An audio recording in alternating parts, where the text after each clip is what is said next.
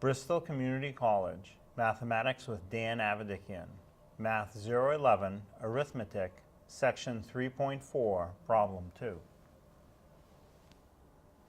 This is Section 3.4, Problem 2. It says multiply the given numbers 2.38 times 0.4. So if you can use a calculator to multiply this, just to enter it and see what you get. But if you cannot use a calculator to do this multiplication, I prefer to write it in the vertical format, like this 2.38 times 0.4. I don't write the 0.4 all the time. You can just write 0.4.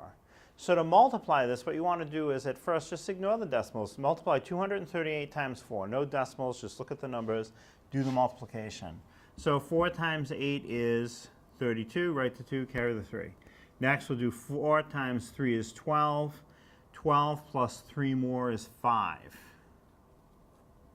Or 15, I should say. Carry the 1. 4 times 2 is 8. 8 plus 1 more is 9. So now, what you have to do is count how many decimals, how many places after the decimal you have in your question.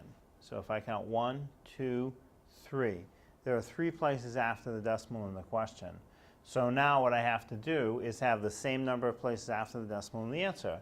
So starting from the end, 1, 2, 3 places after the decimal, you would write 0.952, which if you prefer can also be written 0.952. That's the same, like that.